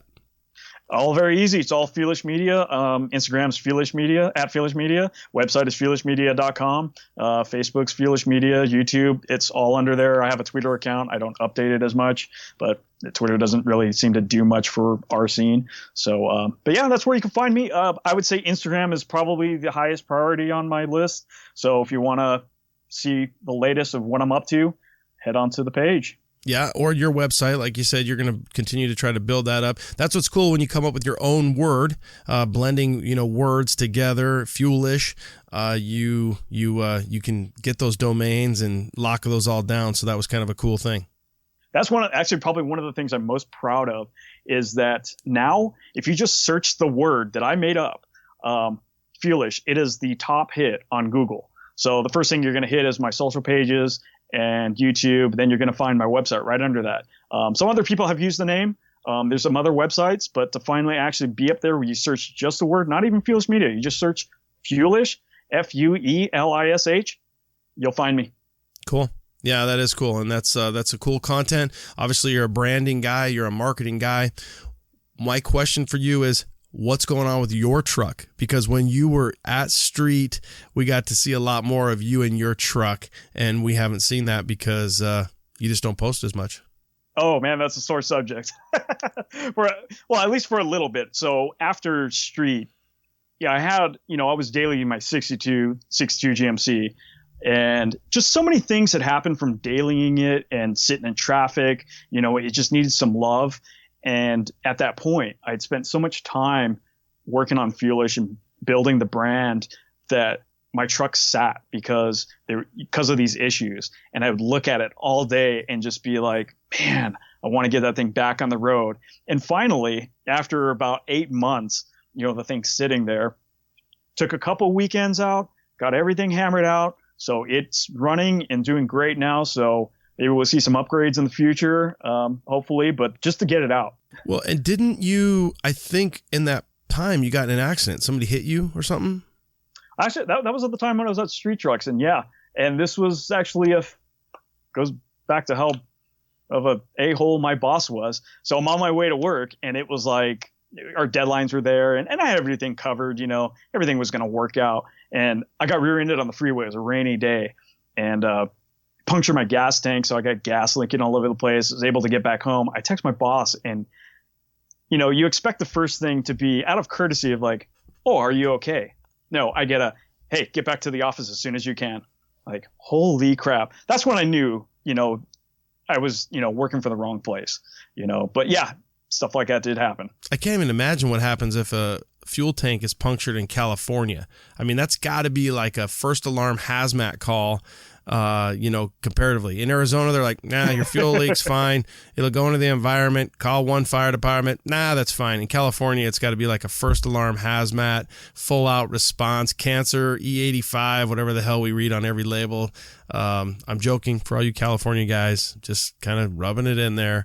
But I remember when you got in that accident because I think you had to fix the bumper and a few other things. Yeah, Josh Freeman did it all when he had his shop here in Orange. He went away to do Gas Monkey and whatever he's doing now, and sure do miss him. He was in my own town, and would do some tech articles with him because it was like, dude, you're a couple miles away, and he's a great dude and everything, and he helped me out with that.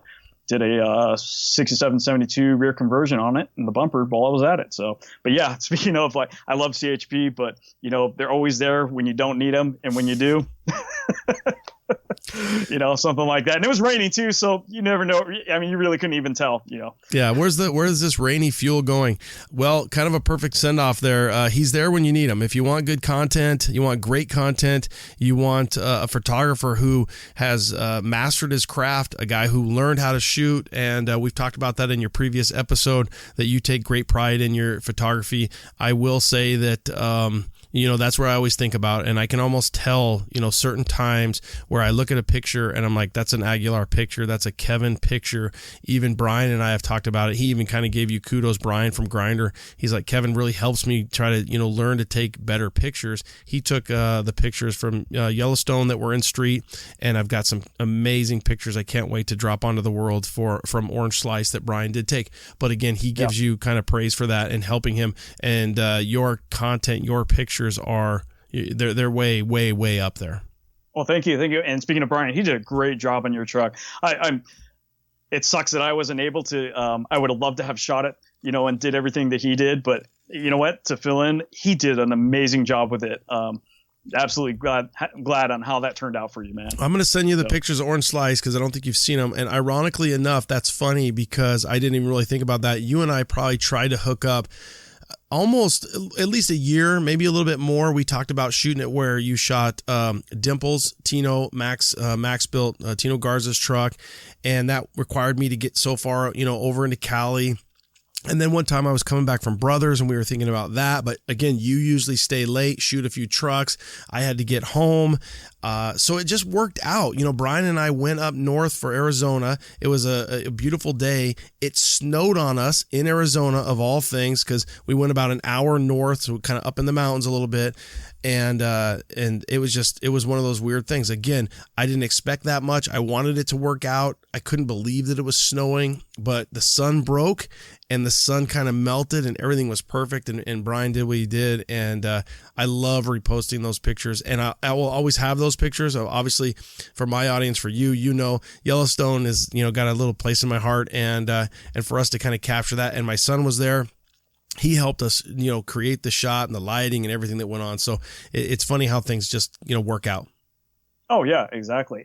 And that's kind of probably my favorite type of photo shoot, is where you take a day and you really, let the vehicle breathe and, let it, sit in its background and what it's meant to do, and just capture that and tell that story. And he did an amazing job with that. So, and I'm super glad that you finally got a, good shoot out of it, everything, and all the photos, everything worked out, man, for all that you do, man. And, thanks for having me on and everything. I really appreciate, the props, the kudos, everything. Cause, man, I'm just working hard, just trying to, help everybody out, so it's great to get some recognition. Good. And it goes the same way. So he knows if there's anything I can help you do, we kind of work with one another. That's what you do, when you're in media and everything else. So again, Kevin, thank you for your time. You guys can check him out. Kevin Aguilar, Fuelish Media. Check him out on Instagram. You won't be disappointed. You're going to see a lot of rad pics, a lot of good coverage. So thanks again, brother. Have a great week. Stay safe out there. Wash your hands. Do all that good stuff. And we'll see you at the next show, hopefully soon. All right. Thanks again.